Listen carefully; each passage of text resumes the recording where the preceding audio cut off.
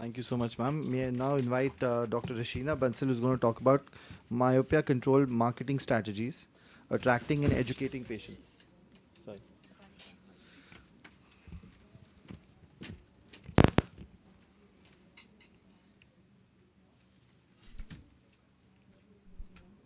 Yeah, good afternoon, everybody.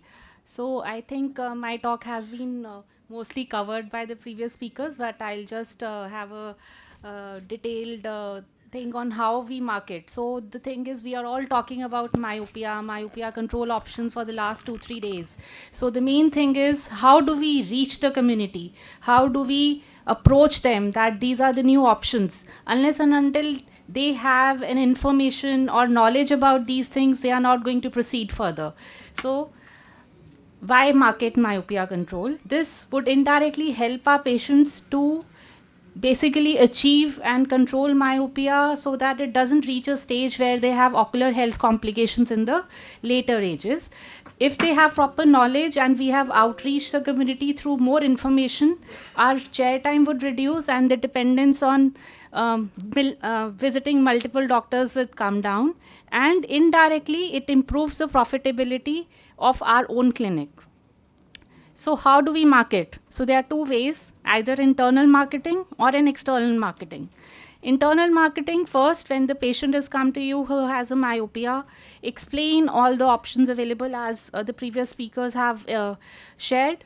Then the thing is that we can have our own WhatsApp groups, we can have our own team who is knowledgeable enough, from our optometrists to our counselors who know about the myopia management, so that at each step the patient is counseled about these things. So that's an internal marketing which does not involve that much of finances.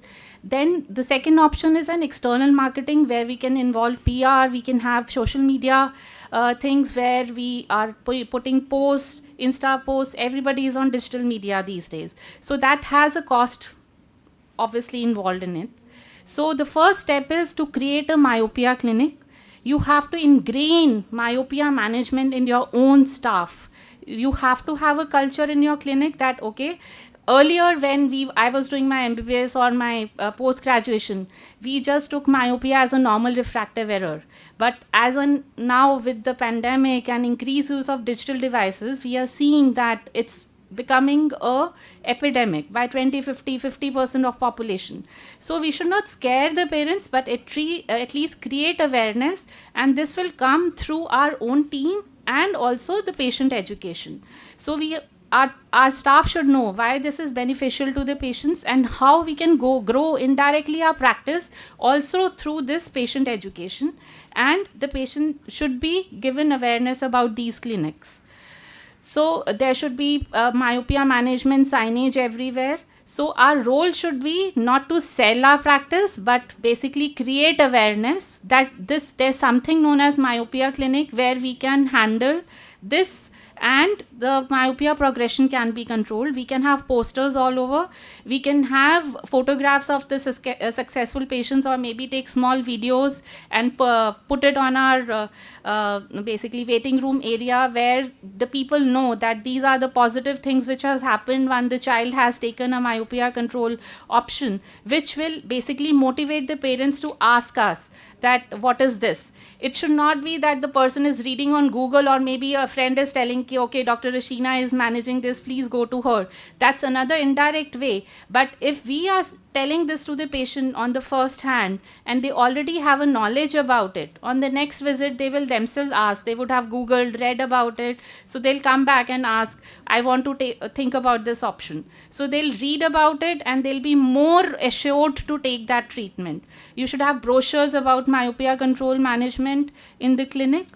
Then on my website, what I have done is I have the separate myopia clinic page where all the options are given, and click for appointment tab is separate, so that they can exclusively take an appointment for the myopia clinic, where we are exclusively doing the workup for the myopia management.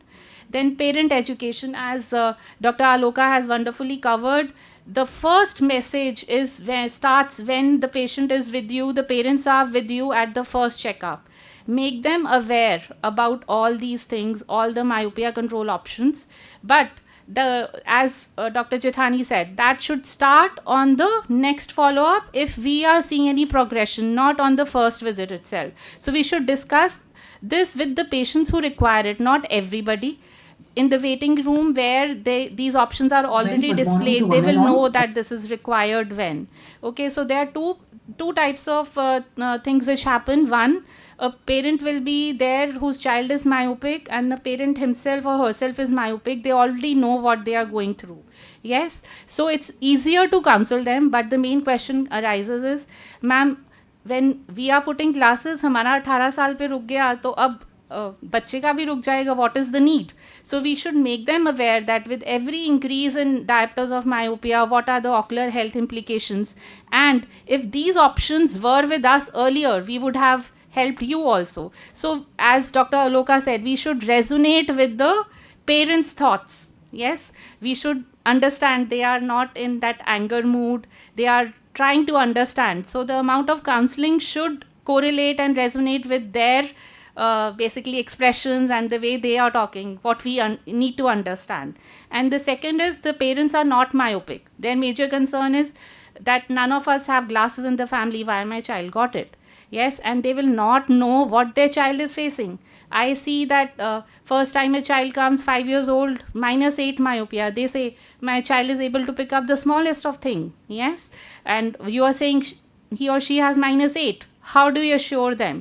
So what I do is I make one of the parents sit. Yes, the one who is more apprehensive is generally is the mother, and put the same plus power on her eye and tell that this is most probably what your child is looking now. Your child doesn't know from birth till now what the child is seeing is good or bad. Unless until we make them wear glasses, we can't make them realize that this is the actual world which they need to see. So that assurance is needed, and then they will realize that, okay, yes, this is what I have to go through. So this is how we make them realize that this awareness is required. Then I have a lot of information packets which I provide as referral forms, journal review articles with QR codes of all the latest management options, which I generally, in my vicinity, all my pediatrician colleagues and also opticians, which I provide, so that they know that, okay, that if they have this, whom to approach. Yes, there are lens brochures about the latest treatments and the management options. We should also have something, maybe as Dr. Aloka said, digital media. Yes, so this all should be there on your website, where frequently asked questions. मेरा बच्चा carat खाने से उसका number कम हो जाएगा, उसे चश्मा हमेशा पहनना पड़ेगा कि नहीं. So these type of questions should be answered there, so they have the information pre-hand, and then when they come to you already they have read about it, and then doing the counseling is much better. Then e-blast. Any person who is basically come to you who has a refractive error, and we have explained them these options on the second follow-up when we have seen a progression, and they've still not opted for treatment, I tell my optometrist to keep a record about all these.